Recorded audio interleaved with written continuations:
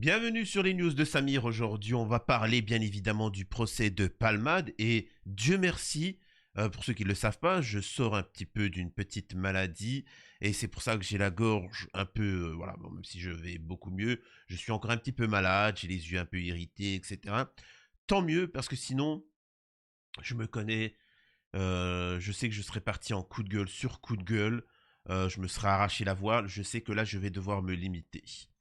En effet, nous avons le procès de Palmade qui comparait pour vilipendage, pour avoir embêté, tu vois, titillé une famille. Hein. Concrètement, bah, il a ôté la vie d'un enfant, d'un bébé à venir, il a fracassé 3 vies. Le père, le mec, c'est devenu Robocop, hein, il a plus de métal sur lui que la Tour Eiffel. La femme, elle est traumatisée d'avoir perdu son bébé, elle a toutes les dents fracassées, elle a le visage défragmenté. Le petit, bah, c'est bon, il peut manger qu'à la paille. Mais voilà, bon, particulier. C'est la problématique en France, c'est qu'il y a une caste, et vous le savez très bien, on a pu traiter dans cette chaîne-là euh, que la populace des gilets jaunes, un gilet jaune pour une canette de coca, un gilet jaune commerçant avait fait dégager un policier de son commerce, avait pris 2 ans de zonzon, celui qui s'est battu avec le neveu de Macron avait pris 2 ans et demi ferme, un SDF avait pris 1 an pour un vol de sandwich. Vous le savez très bien dans votre quotidien à quel point l'injustice, le système est sans pitié. Et nous avons une caste politique, et j'ai bien dit politique. Et ils ont raison. Moi, je ne comprends pas pourquoi vous tombez. Moi, je dénonce tout le monde, donc je peux tomber sur Palma, tout ça. Mais ils ont raison. Regardez, Marine Le Pen, 7 millions dans la poche. Sarkozy, des dizaines de millions. Fillon, le gauchiste, là, il a pris de l'argent, il s'est acheté des stupes avec. Si vous, populace, vous aviez fait le millième de ce que font, vous aurez pris perpète. Et eux, c'est juste des... Allez, hé, tu vas au piquet. Eux, ce comme punition, c'est ils ont au piquet. Attention, ça va vraiment marder. Attention, hein. Tu vois, c'est incroyable. C'est juste phénoménal. Je vais essayer de pas m'emporter. Donc j'avais dit, j'avais traité de nombreuses fois, j'avais été sans pitié sur Palmade et ses soutiens à l'époque. Je vous avais dit qu'on n'oublierait pas cette affaire, peu importe si il la faisait passer des années après, en espérant que l'effet médiatique s'essouffle. Nous n'oublierons pas. Et avant de parler de ce procès-là, il est très important, hein, n'en déplaise, c'est de recontextualiser. Pierre Palmade faisait des soirées où il invitait des personnalités, des stars, en mode P. Diddy, c'était le P. Diddy du pauvre, où des personnalités, des hommes politiques se réunissaient, voilà. Un homme aura même une vidéo, il m'a contacté, où il disait, il y a une vidéo où il y a des enfants, et Palmade aurait dit, je peux me fournir en enfants. Ce mec-là va être convoqué, va être chopé par la police. Ils vont récupérer cette vidéo-là, ils vont lui dire si t'en as fait des doubles. Non, ils vont la supprimer. Salut, au revoir, allez, casse-toi. Ensuite, ils font une soirée gargantuesque. Il prend la route. J'en parlerai dans ma vidéo parce que moi j'ai eu une information qui est... Voilà. Hein. Mais bref. Et dans cette soirée-là, il ôte la vie, dans la route, il ôte la vie à un bébé et ainsi de suite. À ce moment-là, il y a 2 personnes dans la voiture, 2 personnes inconnues. On ne sait pas qui sont dans cette voiture. Mais Samir, tu dis n'importe quoi. On le sait, c'est Mohamed et Mamadou. Ils l'ont dit. Non, non. Comme beaucoup de policiers honnêtes l'ont dit à l'époque, il arrive très souvent que des hommes politiques ou des stars, quand ils ont des problématiques, eh ben, ils payent des gens miséreux, des SDF, des migrants, des cas sociaux, et en leur disant, je te passe 50 000 euros, et tu dis que t'es là, t'auras rien, peut-être du sursis, machin, t'as un closure, vas-y. Tu crois que le mec, il va refuser? Tu crois que le câblard, là, du coin, il va refuser? Et donc, à ce moment-là, t'as des mecs qui sont venus, hey, je m'appelle Mohamed et Mamadou, hey, c'est nous qui étions dans la voiture. Non, non, non, non, non. Ils ont fui, hein. Quand il y a eu l'accident, ils ont pris, ils ont fui, ils ont disparu, on ne sait pas c'est qui. Ensuite, on a deux mecs qui sont venus et qui se sont dénoncés. Ensuite, cette soirée, la police, le lendemain, ils sont venus le lendemain, perquise chez Palmade. On ne sait pas pourquoi. Ils avaient déjà tout nettoyé. Il y a eu du nettoyage dans la maison de Palmade. Tout le monde est venu pour nettoyer les preuves. Et les preuves. Et ils ont laissé, écoutez bien, des montagnes de Paris-Brest. Vraiment, c'était une boulangerie, quoi. Du Paris-Brest, du truc, des seringues et la totale. Moi, je vous pose la question. À votre avis, si une équipe de professionnels va sur un lieu avant que la gendarmerie n'arrive pour effacer les preuves, etc., et qu'ils ont laissé des montagnes de Paris-Brest, de la poudreuse, tu vois, etc., qu'est-ce qui avait plus d'importance que de cacher la coco? Peut-être des cassettes vidéo, mais bon, ça c'est encore autre chose. Donc c'est important de repréciser cette chose-là. Et ensuite, les médias vont défendre Palmade, ce qui va révolter la population. C'est pour ça que la population sur les réseaux sociaux vont dire c'est pas normal, c'est pas lui la victime. Et donc là, l'affaire, ça va faire le buzz, etc. À ce moment-là, face au danger, Palmade dira, je tiens juste à dire une et une seule chose. Je suis comme Emmanuel Macron. Tout le système va le défendre à tout bout de champ. Je vous pose la question. Dans cette affaire-là, dans ce moment-là, pourquoi dit-il ça? Bref. Donc voilà, j'espère avoir bien contextualisé. Et maintenant, on va pouvoir regarder un petit peu le déroulé, hein, le déroulé du procès. Et c'est juste ignoble, hein. Je suis désolé, hein, ça va être dur, hein. Ça va être dur. Alors, soi-disant, on nous dit qu'il risque 14 ans. Ouais, bon, ouais, il risque pas grand-chose concrètement. Pensez à vous abonner pour soutenir la chaîne au passage, hein. Et merci à ceux qui partagent sur les réseaux sociaux mes vidéos. Vous êtes des amours. Donc c'est parti pour le déroulé du procès. On va essayer d'aller vite parce qu'il y a pas mal de choses qui se sont passées. À 9 heures, la jeune victime est présente à l'audience. La jeune passagère qui était enceinte lors de l'accident est présente. Alors je vous donne une information. Vous savez, hein, quand il y a eu l'accident, ils lui ont fait une césarienne, ils ont sorti le bébé, il était vivant. C'est vrai que j'ai oublié de contextualiser ça. Il était vivant pendant 30 minutes. Ils ont essayé de le sauver. Au bout de 30 minutes, il a lâché le bébé. Euh, les experts, hein, une expertise a bien prouvé qu'il était vivant pendant 30 minutes. Euh, j'ai eu même contact avec du personnel en question. Sachez qu'ils ne veulent plus parler de cette affaire-là euh, en privé. Alors là, il faut me faire confiance. En privé, ils confirment que le bébé était vivant, mais ils ne veulent pas s'exprimer publiquement. Ils ont reçu quelques pressions, voilà, on va dire ça comme ça. Et 6 mois après, une nouvelle expertise a eu lieu pour dire finalement il n'était pas en vie. Donc moi, normalement, si j'étais avocat de la famille, je dirais comment ça se fait que cette expertise, la première expertise, était fausse alors? Qui sont ces pompiers, ces chirurgiens, ce service médical qui ont essayé de sauver la vie de ce bébé, qui ont dit qu'il était en vie?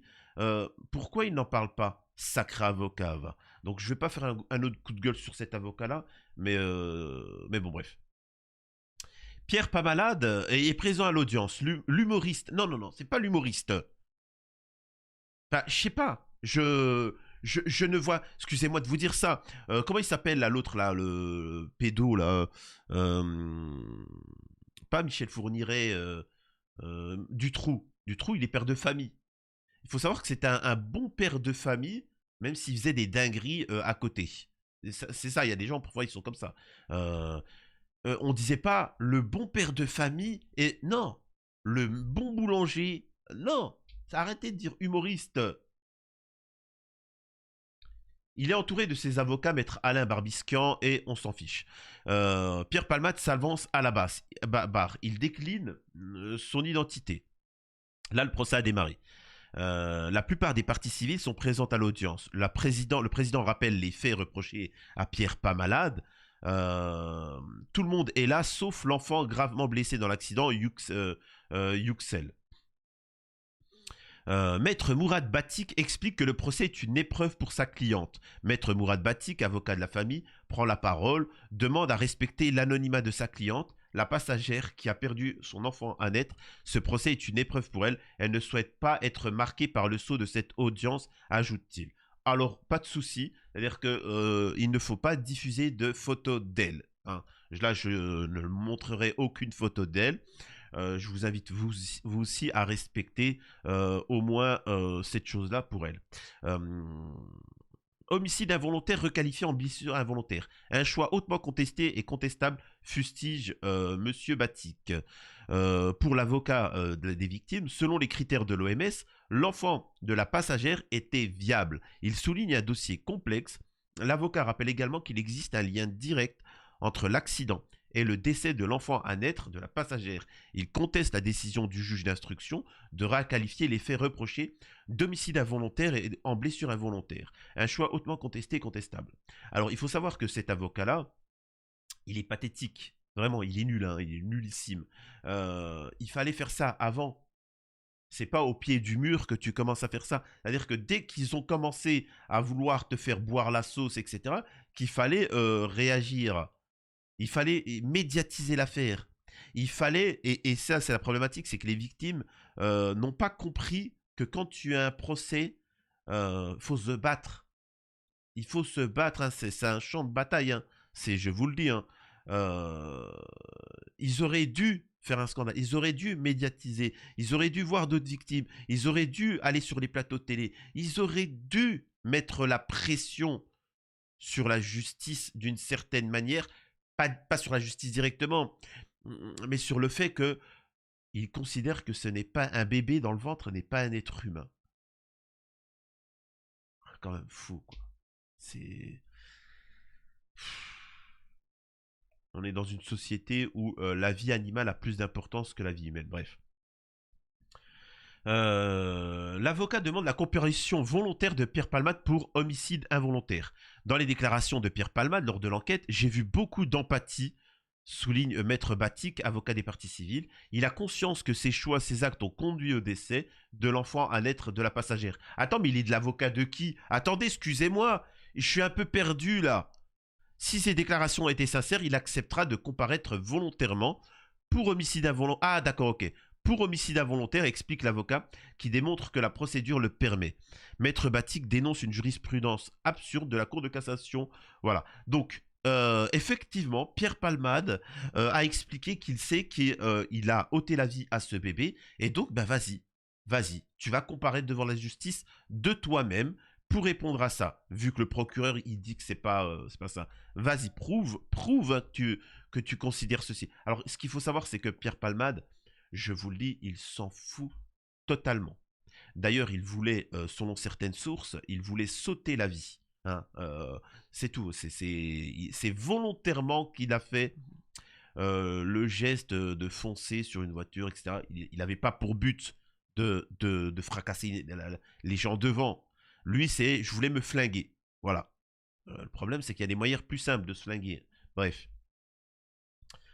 Une jurisprudence de la Cour de cassation. La jurisprudence de la Cour de cassation évoquée par Maître Batik est claire. Le fectus n'existe pas, sa mort ne peut donc être reprochée à quiconque. Il fait partie du corps de la femme et il n'a pas d'existence autonome, expliquait à Ouest France la professeure de droit à l'Institut national universitaire d'Albi, Sophie Paricard. Pour être considéré comme une personne, il faut être né, vivant et viable. Je vais pas gueuler. Je vais pas gueuler, hein, je vais pas gueuler, je vous le jure. Maître Batik demande au tribunal de se pencher sur le statut juridique du fœtus. La Cour de cassation est hors sol au regard du droit, au regard de la société. Fustige Maître Batik. C'est votre rôle de vous pencher sur cette question du statut juridique du fœtus, souligne l'avocat. Je ne voudrais pas que ces débats sur la reconnaissance du statut juridique du fœtus soient une espèce de mélange avec une opposition à l'IVG ou je sais pas quoi. Alors, ils utilisent ce système du droit, c'est pour pas que quand tu avortes, on te dise que tu as tué un être humain.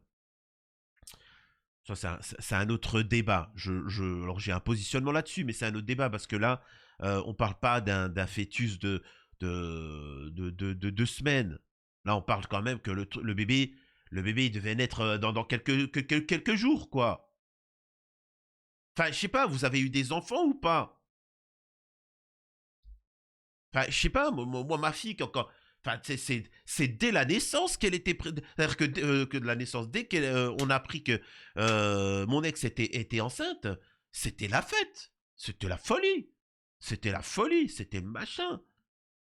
Enfin, excusez-moi de dire ça, quand on fait une échographie, qu'on voit le bébé, tu vois, moi elle était comme ça, c'était une petite boxeuse, etc. On se dit, faites attention sur les échographies là, quand vous le faites pas trop longtemps. Hein. C'est des ondes. Hein. Ça fatigue le corps humain, surtout pour le bébé, surtout pour le fœtus. Donc arrêtez de mettre 4 ans le truc. C'est une petite parenthèse pour la santé. L'échographie, c'est fait pour voir si tu es en bonne santé. Le fœtus est en bonne santé, tout va bien. Voilà, et puis on te fait une petite image, et puis c'est tout. Hein, parce que je vois beaucoup de gens, ils regardent, c'est pas un film, tu vois. Bref. Après, je comprends pas, mon bébé, il a des problèmes de santé. En même temps, tu l'as inondé pendant une demi-heure d'onde. Bref. Tout le monde est content. On se dit pas, c'est pas un être humain, machin. Bref, je sais pas, Le droit français protège mieux les animaux que l'enfant à naître, fustige Maître Batik. Sans ce tragique incident, l'enfant de sa cliente serait né vivant et viable, excusez-moi. C'est cet enfant qui ne demandait qu'à naître, auquel il faut accorder un statut juridique. Le droit français protège mieux les animaux que l'enfant à naître, fustige-t-il. Même quand vous donnez la mort involontairement à un chien ou à un lapin, vous êtes exposé à une contravention, alors que vous ne vous exposez à rien à l'encontre d'un fœtus. Je vous demande solennellement de faire évoluer cette jurisprudence. Si M. Palmade avait heurté le véhicule à une vitesse moins élevée, soutient Maître Batik, l'enfant aurait eu plus de chances de respirer. Or, la jurisprudence estime qu'un enfant est né vivant et viable si une respiration a été mais il pouvait pas avoir de respiration normale vu qu'il s'est fait fracasser, mais ils sont complètement idiots. Ça c'est, je gueule pas, zen, zen. Y a pas de souci. Une position tenue par Maître Batik depuis le début de l'affaire. Voilà, donc ça, on passe. Pour la procureure, Pierre Palmade ne peut pas comparaître pour homicide involontaire. Vous pouvez pas demander à Pierre Palmade de comparaître pour ce chef-là, hein, estime la procureure. Non mais, Mohamed. Euh... Oui, Pierre Palmade regrette, estime son avocate à la barre. Mais cela appartient à sa conscience. Et que je sache, vous n'avez pas condamné le 7 octobre, monsieur Yuxel. Mais j'étais dans le coma. Oui. Excusez-vous. Je vais pas gueuler. J'ai dit que je gueulais pas. D'ailleurs, hein, je rappelle que ce bébé est à naître. Jamais, je vous l'avais entendu. Montrez-moi une seule preuve où il aurait condamné le Hamas. Tout le monde dans le procès. Oh mon Dieu, c'est vrai. Est-ce qu'il a condamné le Hamas? Mais il est même pas né. Il est né, il a vécu 30 minutes. Eh ben c'est 30 minutes peut-être de trop. C'est... Oh là là là là là, je dis que je gueulerai pas. Elle rappelle que l'expertise médicale dit que l'enfant n'est pas né vivant et viable. Et si c'était un bon avocat, il aurait expliqué que la première expertise médicale disait qu'il était vivant, qu'il avait respiré, etc. Mais bon. Comprenez que tout ceci, hein, les procès de ce genre-là, ce sont du théâtre. L'ordonnance de non-lieu pour homicide involontaire n'a fait l'objet d'aucun appel, souligne-t-elle. Écoutez bien, l'ordonnance de non-lieu pour homicide involontaire n'a fait l'objet d'aucun appel. Et là, je m'adresse aux proches de la famille qui regarderaient. On vous l'a mise bien profonde. Oui, oui, votre avocat, il vous l'a mise bien profond. Je m'en tiendrai au texte. Vous ne pouvez pas demander à Pierre Palmade de comparaître pour des faits pour lesquels il bénéficie d'un non-lieu, souligne-t-elle. Je m'y oppose en tant qu'avocate, ajoute-t-elle. Je prends cette position pour lui, j'estime que vous n'avez pas à lui demander. Tu vois. En résumé, je traduis. Arrête de faire ton char, Bénur. Arrête de faire la comédie. Quand tu pouvais faire appel avec des preuves concrètes face à la première expertise et la deuxième expertise, tu aurais pu truquer, t'as rien dit. T'as dit à la famille, chut, taisez-vous, taisez-vous, taisez-vous. Oui, Macron. Ouais. Non, oui, d'accord. Oui, merci. T'inquiète. En billet de 500, s'il te plaît. En petite coupure. Non, mais attendez, c'est quoi ça? Pierre Palmade refuse de comparaître pour homicide involontaire. À la question du président s'il accepte de comparaître pour homicide involontaire, Pierre Palmade répond par la négative à la barre. Voilà. Donc en fait, il n'en a rien à battre. Et je le répète, je vous l'ai déjà dit, il sortira un livre, il y aura un film fait par Pierre Palmade, il y aura des événements par Pierre Palmade où il révélera que, il avait voulu sauter la vie volontairement. Vous verrez qu'il fera des blagues. Écoutez-moi bien, la famille Duxelles, préparez-vous, vous allez déguster. Préparez-vous, il va faire des blagues sur ce drame-là. Je vous l'ai dit, je suis le seul à l'avoir dit, et vous verrez que ça va arriver.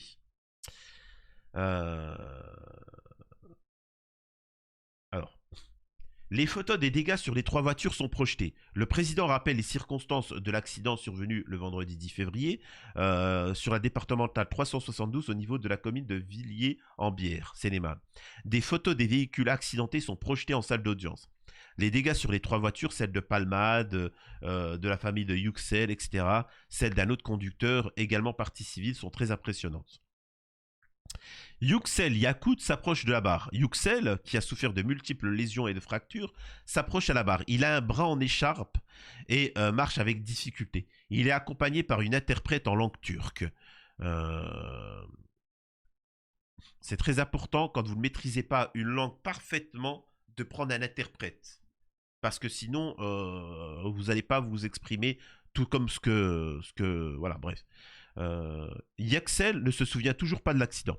Le soir de l'accident, Yuxel explique qu'il est passé chercher sa belle-sœur, qui était enceinte. Son fils âgé de 6 ans se trouvait sur la banquette arrière. Il ne se souvient toujours pas de l'accident, c'est qu'il y a eu un trauma crânien. Il n'a toujours pas repris le travail.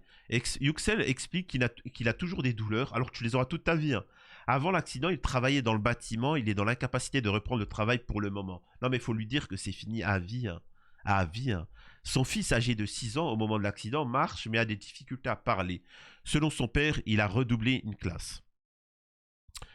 Je ne peux plus passer de temps dehors avec mes enfants, confie Yuxel Yakout. Yuxel explique qu'avant l'accident, il travaillait avec de l'argent, des amis, j'étais chef d'équipe sur les chantiers, précise-t-il. Quand je marche, au bout de quelques minutes, je suis fatigué. Ça me fait penser à moi, vraiment. C'est-à-dire que moi aussi, j'ai eu un accident de ce type-là. Vraiment, hein, j'ai eu un accident de ce type-là. Alors moi, c'est le nerf du pouce droit qui a été touché. J'ai le nez qui a été déformé, le nez, le crâne a été touché, etc. Après, le plus grave reste la jambe qui était fracassée, hein, j'ai encore des vis, des plaques, etc. Bon, il faut les enlever. Et ça affecte. C'est-à-dire que le corps va mettre énormément de temps à récupérer.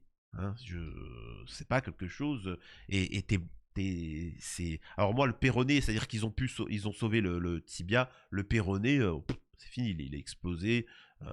Bref.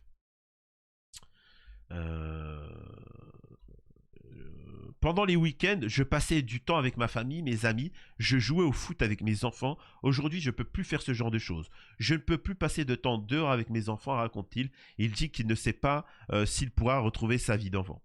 D'ailleurs, merci à vous tous qui regardez mes vidéos. Franchement, sachez que moi, ça a été un grand soutien de partager ça avec vous, hein, surtout depuis mon accident. Yuxel avait dû être désincarcéré de son véhicule, comme moi. C'est impressionnant.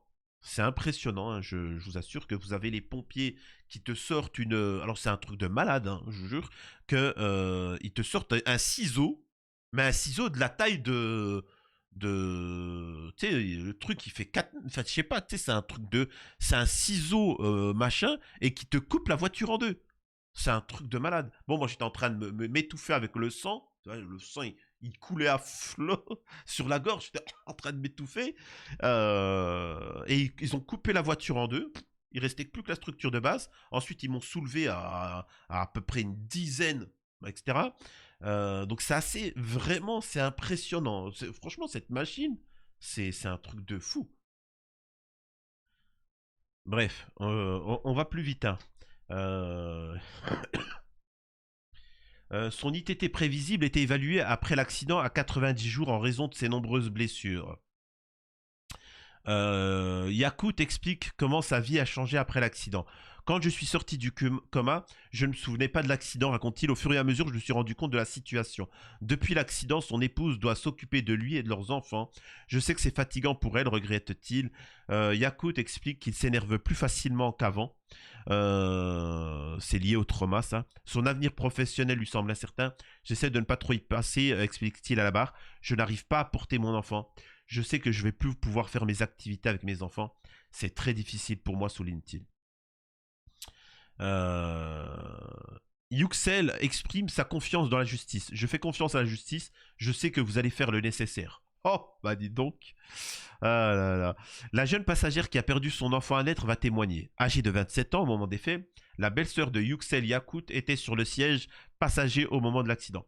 Enceinte de 6 mois au moment du drame, elle a dû subir une césarienne en urgence. L'enfant n'a pas survécu. J'ai l'impression que mon bébé m'a été enlevé. Alors c'est pas qu'une impression, hein. A-t-elle dit lors de son audition devant les policiers avant que l'accident. Elle travaillait en tant qu'AESH accompagnant des élèves en situation de handicap. Euh, la nuit n'était pas tombée quand on est parti, elle est tombée pendant le trajet. Raconte-t-elle. Je me souviens que Yuxel m'a demandé si la température dans la voiture me convenait, explique-t-elle. Je me souviens de voir des phares arriver en face et d'avoir été frappé de manière très forte du côté droit, précise-t-elle. Elle explique avoir regardé son beau-frère, avoir ouvert la portière. J'avais très très mal au ventre. Ah là là. Ah là là, j'étais inquiet tout de suite pour mon enfant et pour son neveu qu'elle cherchait du regard. Je l'entends gémir, mais je ne le vois pas, explique, s'être retrouvé par terre, se sentir très fatigué. Pour ceux qui n'ont jamais eu d'enfant, je vous le dis tout de suite, il faut savoir que c'est quand même fragile, hein. Arrivé à un certain niveau, voilà, faut se calmer. C'est-à-dire que sur la route, ceux qui ont déjà eu des enfants peuvent en témoigner. Par exemple, quand tu prends ne serait-ce qu'un petit dos d'âne, il y a un petit, vous savez, il y a un petit nid de poule ou des trucs comme ça. Tu sais, il y a un petit choc comme ça, c'est rien. Mais la femme enceinte, elle va le ressentir, tu vois. Elle va ressentir, ça va lui faire mal, etc. Donc imaginez-vous un choc de ce niveau-là. Ah là là là là là. Euh, Plus de 20 mois après l'accident, elle suit encore des séances de kiné, elle souffre toujours du décollement de l'omoplate, elle se met à pleurer lorsqu'elle évoque son autre enfant qu'elle a eu après l'accident. J'étais sous antidépresseurs jusqu'à ma grossesse, j'ai arrêté lorsque j'ai apprise et j'ai été suivi par 2 psychiatres, explique-t-elle. Ça a été une grossesse très douloureuse pour moi, j'ai pas pu m'attacher à mon enfant pendant la grossesse. Cette petite fille est aujourd'hui âgée de 2 mois. J'avais moins de chances de tomber enceinte, le fait de tomber encore enceinte rapidement pour moi c'est un miracle. Euh, Avec son compagnon, la veille de l'accident, c'était notre première nuit dans notre nouvel appartement. Elle explique qu'elle avait planifié son mariage avec son compagnon qu'elle connaît depuis plus de 10 ans. Pour moi, fonder ma famille est quelque chose qui avait beaucoup de valeur, etc. Sa voix se brise en larmes. Elle dit qu'il y a beaucoup de moments où elle a voulu partir. Je ne me sentais plus capable. Je ne croyais plus à cet avenir, dit-elle. Son époux est absent de la salle d'audience. Il ne voulait pas affronter les regards et la personne qui est la cause de la mort de notre enfant. C'est très difficile pour moi d'être là aujourd'hui. Après l'accident, elle a fait beaucoup de cauchemars. Elle évoque un visage qu'elle voit dans ses cauchemars, celui de la personne qui est à l'origine de sa peine. Elle évoque Pierre Palmade sans le nommer. Tout ce stress, tous ces souvenirs, c'est épuisant pour moi. Elle explique qu'il est très difficile pour elle de prendre sa petite fille dans les bras. C'est plus mon conjoint qui la prend dans ses bras, précise-t-elle. Je n'arrive pas à la porter dans mes bras. Tout ce stress, tous ces souvenirs, c'est épuisant pour moi. J'espère que la jurisprudence changera, assure la passagère, pour qu'aucun bébé ne subisse ça, ajoute-t-elle. Je crois en la justice française. Le fils, Yüksel, était sur la banquette arrière, derrière le siège de son père, au moment de l'accident. L'absence du rehausseur a limité l'impact de la ceinture de sécurité. Il est probable que le visage du garçon âgé de 6 ans soit venu percuter le siège avant. Il a été retrouvé inconscient par les secours. Il a souffert d'un traumatisme facial et crânien, comme ma fille. Ma fille aussi, elle avait 6 ans quand on a eu l'accident. Elle a eu un trauma crânien, facial. Mais ça va, elle s'en est sortie euh, mieux, vraiment beaucoup mieux. Elle n'a plus de séquelles à l'heure actuelle. Euh, une troisième voiture était impliquée dans l'accident. Elle circulait derrière celle de Yüksel. La voiture d'en face s'est déportée d'un coup. Il est âgé de 87 ans, il est retraité depuis plus de 20 ans, il travaillait chez Pfizer. À la barre, il explique se souvenir de l'accident. Je n'ai pas compris, il n'y avait aucun obstacle, aucune explication pour que Pierre Palmade ait donné ce coup de volant. D'un seul coup, la voiture qui arrivait en face va percuter la voiture qui était devant moi. Et il l'envoie dans le pré, et dans le choc, il me percute. Donc voilà, encore une fois, je vous ai dit que c'est parce qu'il voulait sauter la vie. Donc voilà. On va essayer d'aller beaucoup plus vite, parce que là, je vois qu'on est rendu à une demi-heure. Jusqu'ici, Pierre Palmade a le visage fermé, ses deux mains sont croisées sur la table devant lui, il regarde parfois devant lui les personnes défiler à la barre et le président qui s'exprime. Voilà. Très certainement en attendant sa prochaine dose. Là, après, là, ils reviennent sur comment on appelle ça, sur Pierre Palmade, le fait qu'il s'est drogué avant, etc. Je m'en fous, on va sauter. Selon un des passagers, Pierre Palmade s'est injecté 8 fois de la 3-MMC. Bon, voilà. Il n'était pas en état de conduire. Non, mais merci, ouais, ça on le savait. Ça, en fait, c'est des trucs, ça, en fait, on s'en fiche. On sait très bien, on a longuement expliqué ce qu'il en était de tout ça, de comment il était, l'état mental, etc. physique. Ah, j'aimerais aussi faire un petit coup de gueule. Ne vous faites pas manipuler par Hanouna, Valérie Benaïm, etc. là sur TPMP, où il vous explique que non, mais Pierre Palmade, il doit travailler pour pouvoir les rembourser, leur payer, rembourser comme si pour leur payer des indemnisations. Alors il faut bien que vous compreniez une chose. Pierre Palmade ne sortira pas un seul euro, hein. C'est l'assurance.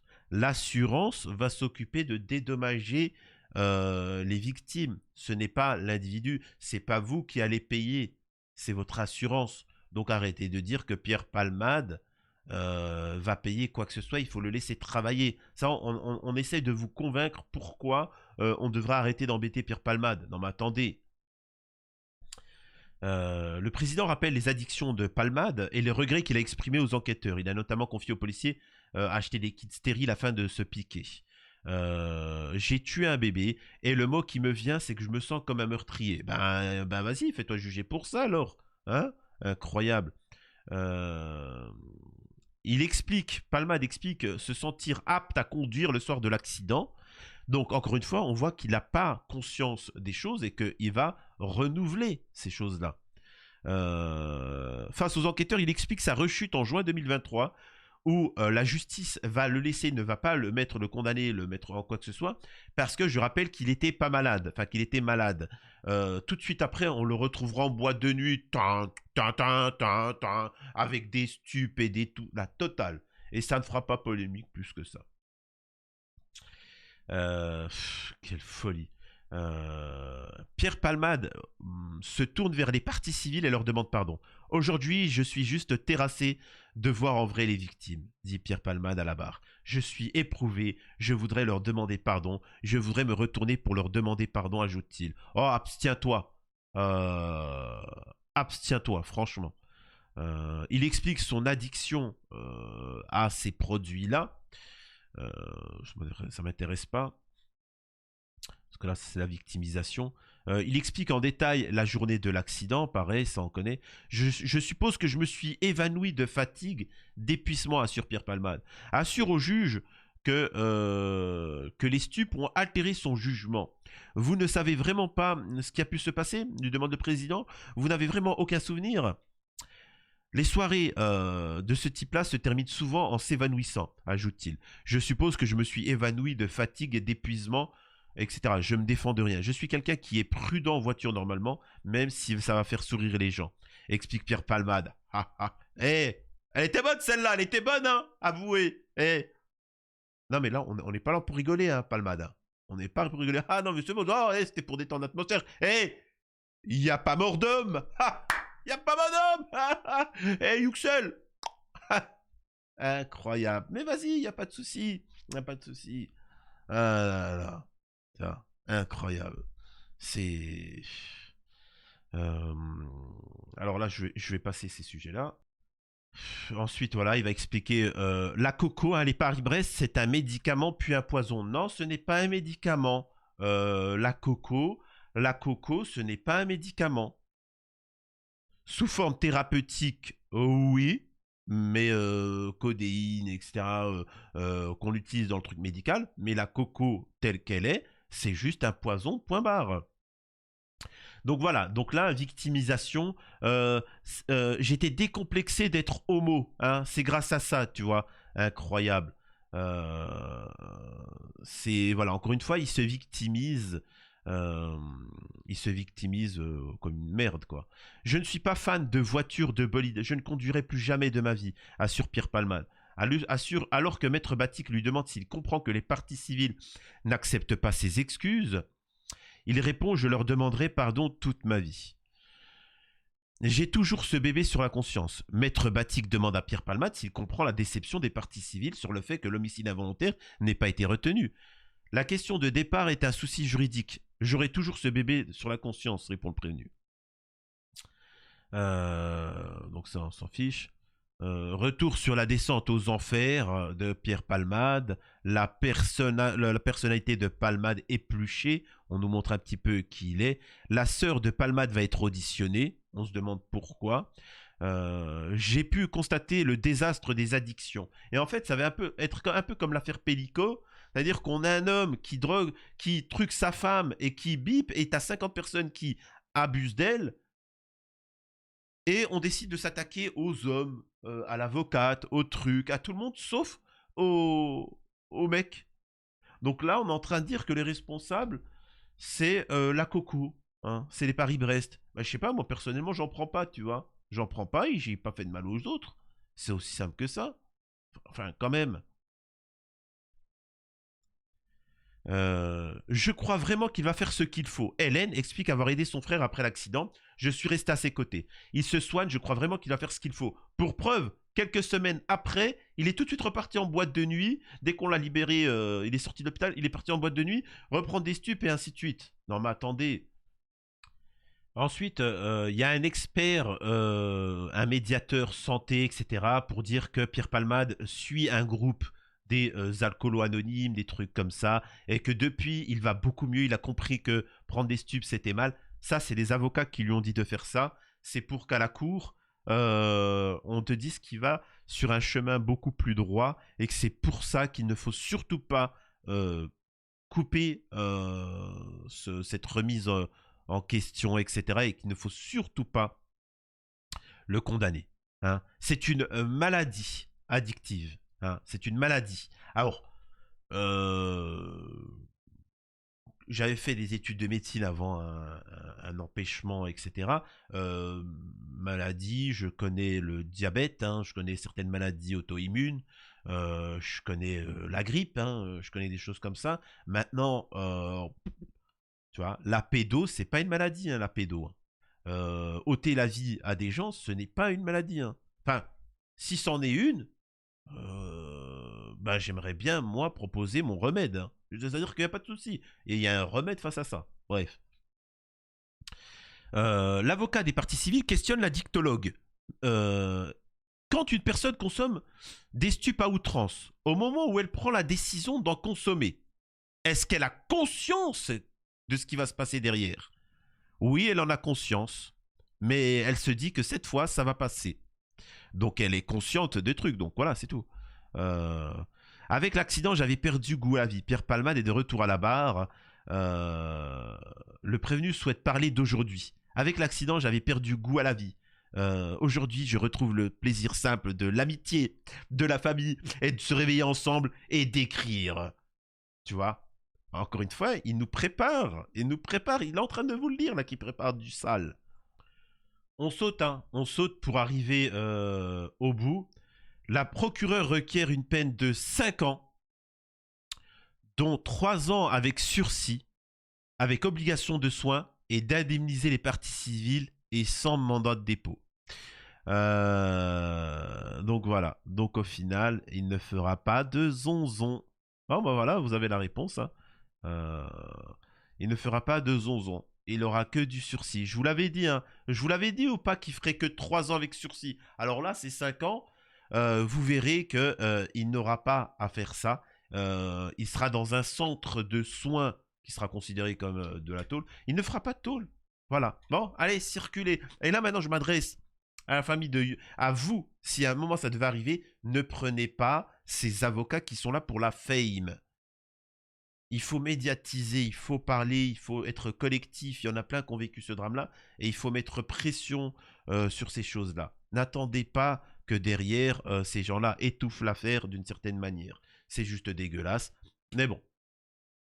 On fera une vidéo lorsque, là c'est les trucs, le jugement va tomber. Alors ils ont déjà décidé, mais d'ici quelques jours, semaines, on aura le résultat. Et vous verrez qu'il n'y aura pas grand-chose. Et l'affaire Palmade va s'estomper. La famille des victimes va péter les plombs. Les victimes vont péter les plombs. Ils ne vont pas comprendre pourquoi plus personne parle de leur affaire. C'était pendant l'affaire qu'il fallait parler. Je suis désolé de vous dire ça. Votre avocat a bien profité. Maintenant, c'est fini. Tous les acteurs, les politiques français sont rassurés. L'affaire est finie. Ils n'ont plus rien à craindre.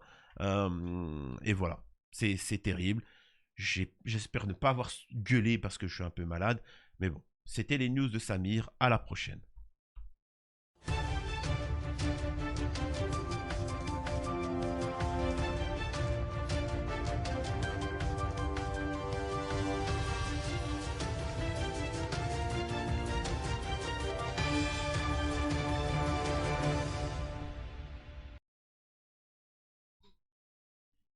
Il y en a plein qui me disent, Samir, par rapport à ton procès, il a eu quoi, le mec?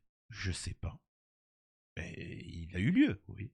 Mais je sais pas. Mon avocate m'avait dit, Samir, ne pense pas au procès, n'y va pas. Vu que j'ai échangé avec toi et que tu l'as en travers de la gorge, n'y va pas. Je m'occupe de gens où il y a des gens qui nous ont quittés, des morts, et les mecs n'ont que du sourcil.